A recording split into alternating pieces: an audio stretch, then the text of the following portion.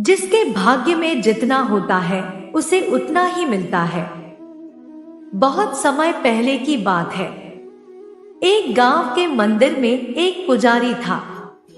वो पुजारी अपना सारा समय मंदिर की सफाई, पूजा पाठ, आने जाने वालों के लिए पूजा करने में ही बिताता था। उसके परिवार में कोई नहीं था और वो अपना खाना पीना मंदिर में होने वाले चढ़ावे से ही चलाता था। वो पुजारी व्यवहार का बहुत अच्छा था।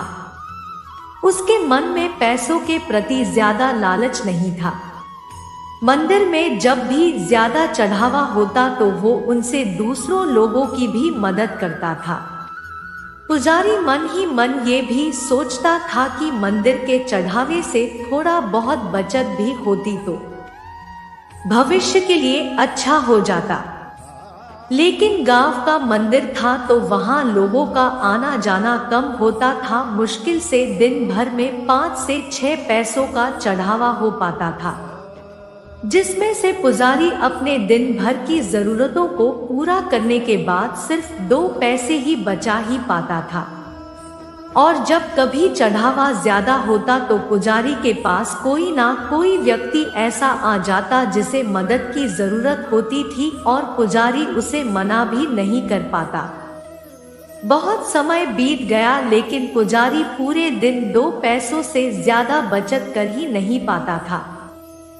वो हमेशा भगवान से यही प्रार्थना करता कि भगवान कुछ तो ऐसा करो कि मैं 2 पैसों से ज्यादा की बचत कर पाऊं। भगवान से प्रार्थना करके पुजारी रोज की तरह अपने काम में लग जाता। कुछ समय बाद पुजारी की शादी हो गई। घर में अब 2 लोग हो गए और खर्चा चलाने के लिए ज्यादा पैसों की जरूरत पड़ने लगी।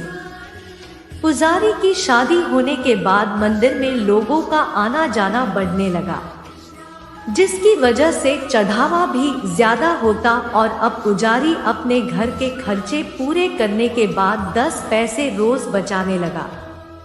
धीरे धीरे पुजारी के पास ज्यादा पैसे हो गए। कुछ पैसों से उसने अपने घर की मरम्मत करी और कुछ पैसों को भविष्य के लिए बचा लिया। कुछ समय बाद पुजारी की संतान हुई और अब वो 2 से 3 हो गए।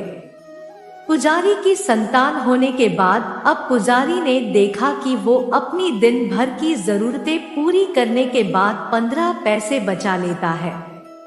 धीरे धीरे बच्चा बड़ा हुआ और स्कूल जाने लगा।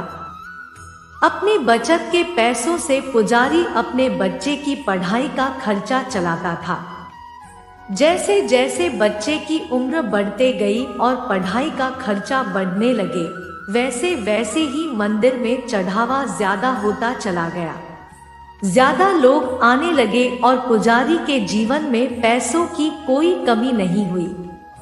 अपनी जिंदगी को इस तरह बदलता देख पुजारी ने एक दिन भगवान से प्रार्थना करी और पूछा कि भगवान, मैं रोज के 2 पैसे बचाता था और बहुत कोशिश करने के बाद भी मैं कभी 2 पैसों से ज्यादा नहीं बचा पाया, लेकिन आज मैं सब खर्चे करने के बाद भी 30 पैसे बचा लेता हूँ, जो कि मेरे और मेरे परिवार के लिए बहुत है। इस सब की वजह क्या है भगवान? क्या ये आपकी कृपा है या फिर मेरा भाग्य? ऐसा कहकर पुजारी अपने रोज के कामों में लग गया। रात हुई और जिस समय पुजारी गहरी नींद में था उस समय भगवान उसके सपनों में आए और बोले, भक्त, ना तुम्हारा भाग्य बदला है और ना ही मैंने कोई कृपा करी है।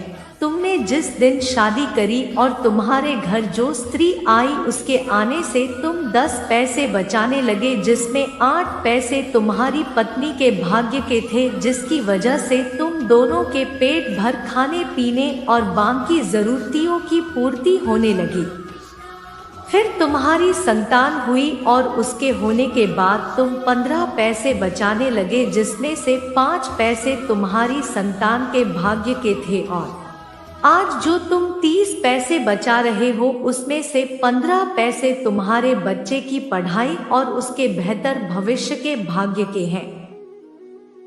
भक्त तुम आज भी अपने भाग्य के सिर्फ 2 ही पैसे बचा रहे हो और आगे भी 2 ही बचा पाओगे। दोस्तों, इस कहानी से आप कई बातें समझे होंगे और साथ ही आप ये भी समझे होंगे कि किस तरह हमारे भाग्य का लिखा हमें मिलता है और साथ ही किस तरह दूसरों के भाग्य का लिखा भी हमारे द्वारा होते हुए दूसरों को मिलता है। अगर आपको हमारे वीडियो अच्छे लग रहे हैं तो हमारे चैनल को सब्सक्राइब करें। धन्यवाद।